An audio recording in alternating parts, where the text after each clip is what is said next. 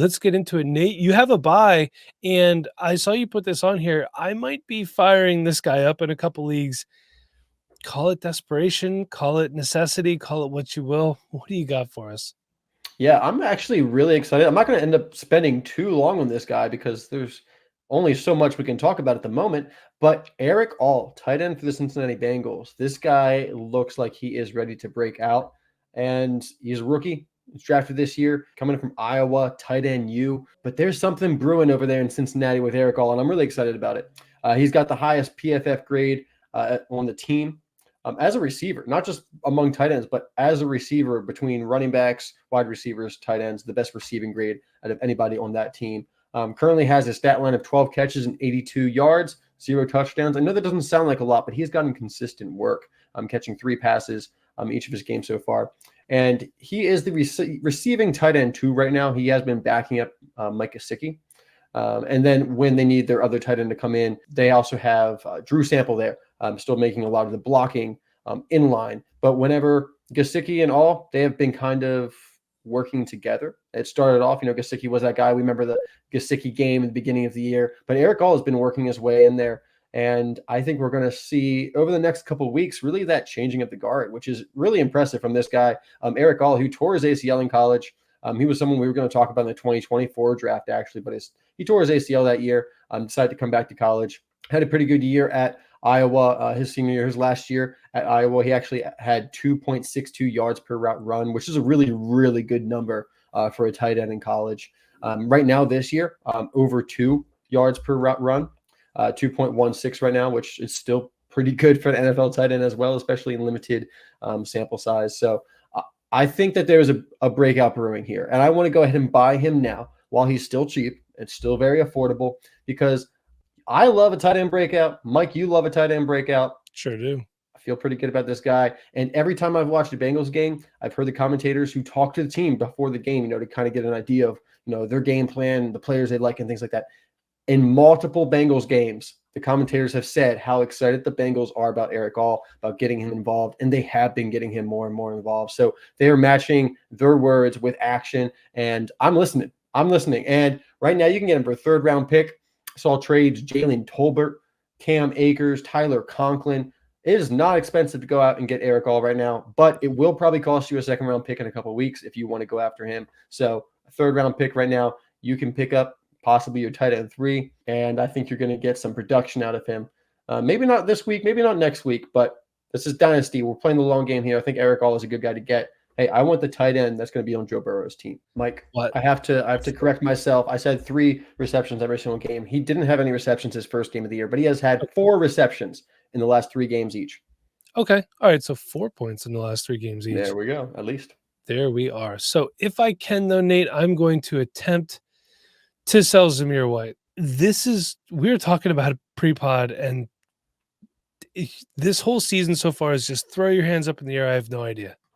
Because Zamir White had a path to being, I'm not going to say a running back 1, but relevancy.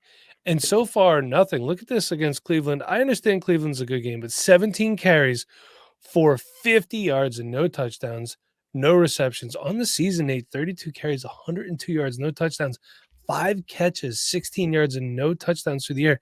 He's averaging 3.2 yards per carry. He was outpaced yardage-wise by Alexander Mattison, who had 60. On less carries, he had 5. Perhaps this is a committee moving forward. Devontae Adams requesting a trade today. They don't really have a long-term stable quarterback.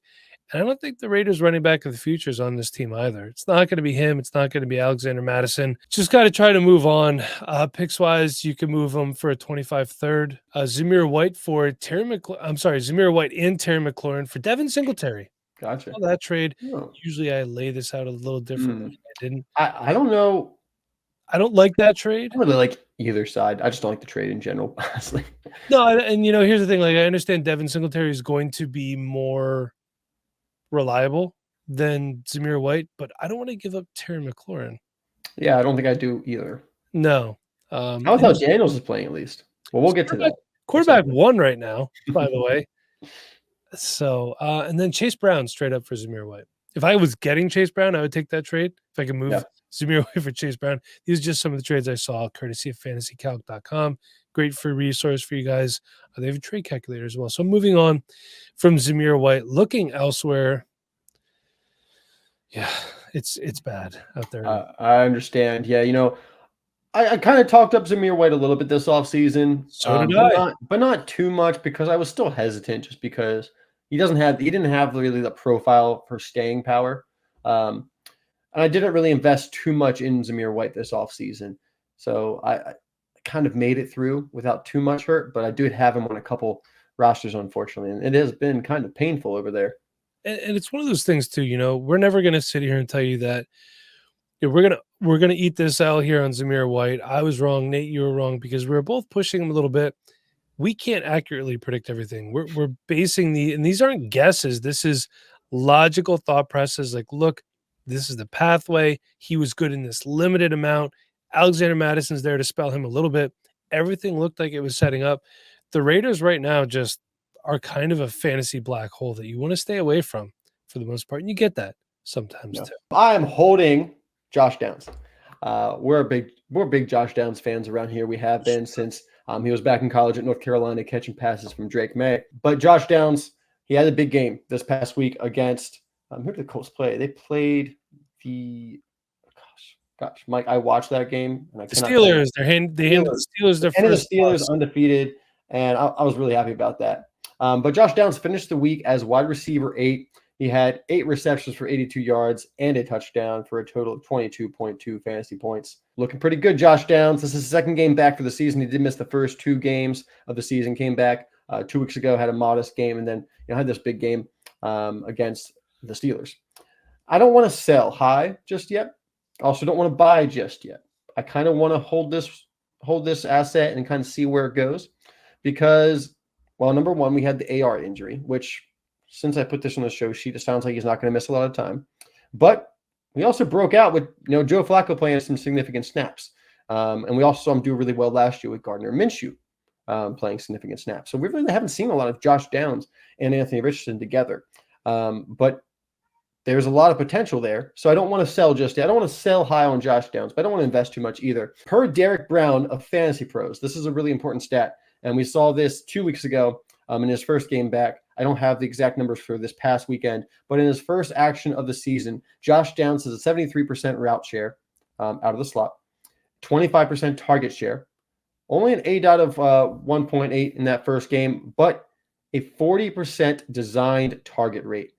This offense is trying to get Josh Downs the ball. And we saw that this second week as well when he got in. And I'm a fan of any player that a team is trying to build their offense around. And it seems like, with the disappointment that Michael Pittman Jr. is right now, if the team is trying to get the ball to Josh Downs, that might be the pivot. That might be the guy you want on this team.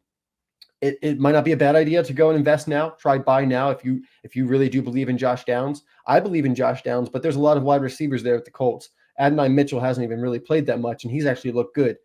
He just hasn't really had the ball thrown to him too much. If you watch the film, he's actually getting open. He's playing pretty well. They just have 4 wide receivers with Alec Pierce's breakout. They have 4 wide receivers they can mess around with. So I'm a little worried about volume, but if they're going to continue to make him a large part of this offense, I think there's a lot of potential for Josh Downs to be really, really productive because he's going to get a lot of targets. He's going to get a lot of receptions. He might not break 100 yards every single week, but he's going to have like 8 receptions for 82 yards. That's really good for your flex spot. Really, really good for your flex spot, anything like that. So this is a guy I want to go after. I can buy him for a 2nd-round pick. Here's another trade, Jamison Williams for Josh Downs in the 2nd. Sell high on J-Mo and get Downs in the 2nd. Yeah. You like that? I would have liked it about 5 weeks ago, but now Jamison Williams is actually J-Mo's good.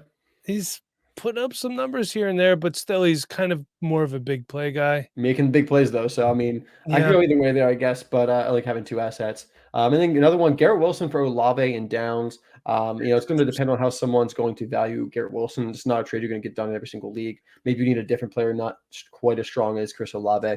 But you could probably fit Downs as a throw-in player with a couple trades. I would also sell Downs because I'm going to give you both buy and sell since I'm holding, even though that kind of doesn't really make sense. But I'm going to give you options because that's what I like to do. I would sell Josh Downs for a 1st-round pick. I would also sell Josh Downs for Khalil Shakir, I like that. because I see more of the fact that Khalil Shakir is a large part of the offense of the Bills. I've seen that proven more in the field this year. Though I do think that 2 weeks from now, I could be regretting that trade if Josh Downs is truly a large part of this offense. So maybe a little hesitant there, but if you're competitive and you need to get points in your lineup, Khalil Shakir could be a good buy. I can go either way with Josh Downs, but mostly holding him right now and seeing what happens.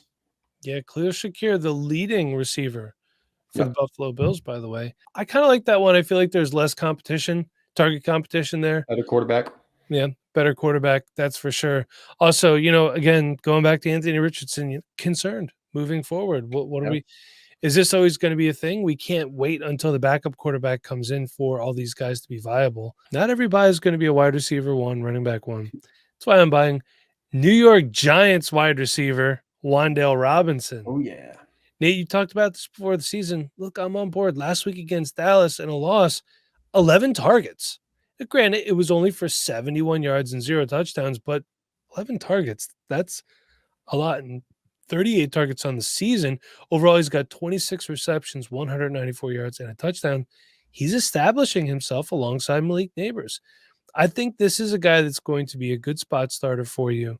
And he could be a very viable option next year if the New York Giants figure out the quarterback position, which I hope that they do. I saw somebody projecting Quinn Ewers to the Giants. That would be interesting. That would interest me. That would look good for Malik Neighbors, look good for WanDale Robinson. I'm assuming they'll draft a running back. Who knows? What would it cost to get him? I'll tell you. Here's a trade I saw. Deontay Johnson for WanDale Robinson and a 25 third. Now, this is obviously two teams going in two different directions right here. That's clear, right? Like if you're a contending team, you're not moving Deontay Johnson for WanDale Robinson and a 25 third. You're just not. Rashid Shaheed straight up. Okay. I could go either way because Rashid Shaheed, the 1 week I actually had the nerve to start him and fully believe in him is the week that he did like nothing. And then I put him on my bench and he scored points again last week. So I don't know when to start Rashid Shaheed. So I'm about to trade Rashid Shaheed off of all my teams. That way I don't have to worry about when to start him. Someone else can worry about that. I'll just get some value because I can't figure it out. Yeah. Flip a coin. And Tajay Spears. Straight up. All right. What do you need? I guess. Need a running back, need a wide receiver. I feel like for Tajay Spears, you could probably get a better and more consistent wide receiver option than WanDale Robinson. Especially after, I've noticed, Mike, in the years we've been doing this, there is a primetime boost in fantasy football. If you're a player who scores a touchdown or has a nice play on primetime, it's going to help your dynasty value out more than a player who played at 1 o'clock on Sunday.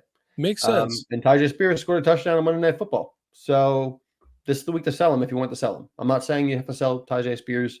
If I had to put a buy, sell, hold, avoid on him, I'd probably say hold. But if you want to sell him, this would probably be the week to do it. I do believe the Titans are on bye this week, though. So it makes it a little bit harder, I guess. Yeah. Wouldn't trade for him right this second. Nate, do you have a sell for me? I do. And I've been kind of chewing over this all day because I originally put Amari Cooper on here. Okay, so Amari Cooper is my sell. Okay.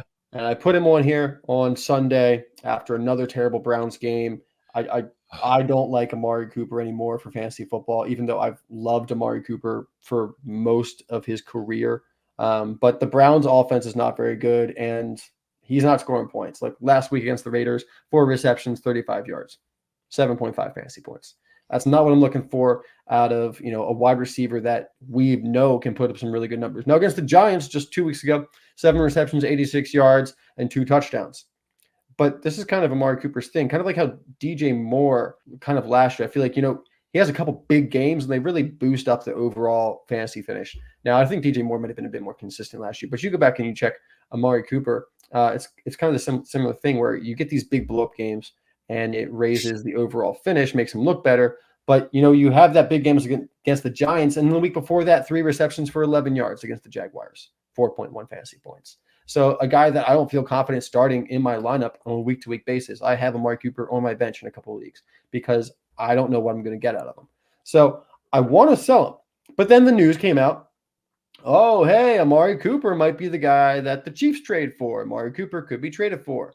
And then Noah, we love Noah here, and he had his video today come out, and he talks about Amari Cooper as a buy. So then I go and listen to the video, and Noah makes some really good points about his contract, where they took his contract and converted a lot of it to a signing bonus, which means that any team that trades for Amari Cooper will only have to, pay like $600,000, $700,000, something like that. It's not going to be very expensive, and his contract's up at the end of the year, so makes him really easy to trade for. All right. Well, that changes everything, but also maybe Rashee Rice isn't injured for the entire season. Davante Adams is on the trade block, so I can't just say, hey, Amari Cooper's going to the Chiefs, I need to buy him. Amari Cooper's on the Browns right now, and the Browns suck, okay, on offense. So as of right now, regardless of any potential trades or anything like that, Amari Cooper's a sell for me for these reasons. Right now on the season, 16 catches, 148 yards, 2 touchdowns. And like I said, the vast majority of that coming in that one game last week when he had the 7 receptions, 86 yards, and 2 touchdowns. You take away that, he's got 9 receptions for 62 yards and 0 touchdowns in 3 games. Not great. That comes out to 3 receptions for 20 yards a game. I don't like that. And he's currently at 0.86 yards per route run. Mike, anything below 1 is terrible. It's like Jahan Dotson running wind sprints out there last year territory, okay? So he's also already matched last year's drop total with 5. Not good. Not good. I don't like that. That was the knock on him coming into the league too.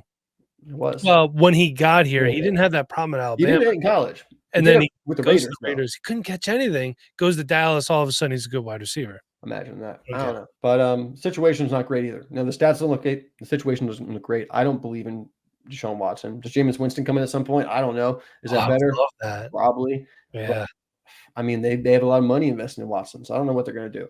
And also, Amari Cooper right now, you can say, okay, well, the Browns' offense sucks, so that's why his numbers look like this. But Mike is getting outproduced by Jerry Jeudy right now.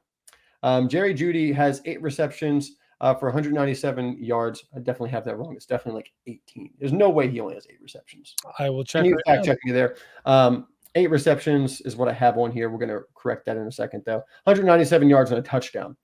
He has 29 targets to Cooper's 35. So he is being targeted less, but he is being more productive. Also, he's younger. He's extended there. They extended him this offseason. So he's going to be there a couple of years. Like I said before, Amari Cooper's contract runs up after this year, and he is on the wrong side of 30 now.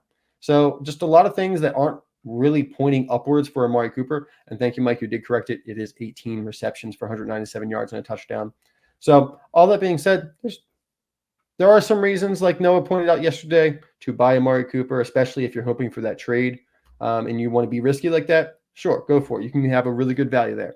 But he's on the Browns right now. He's not performing very well. I don't have any confidence in starting him on a weekly basis. So I'm selling Amari Cooper. I'm looking for a second-round pick. I would use maybe a second-round pick with him, paired together to upgrade, go after a Jaden Reed, a Brian Thomas, a Jalen Waddle, try to get younger and have some more potential. Can I make something like that happen? Or go after a running back like James Conner, Bucky Irving. I know those guys aren't the biggest names, but you got a young guy who's got some potential down there in Tampa Bay with Bucky Irving, and you got James Conner who's going to be productive this year, has been productive already. So I'm looking to move off of Amari Cooper. What are you thinking, Mike? I get where you're coming from, and I like what you said about if you want to take the risk, because that's what it is.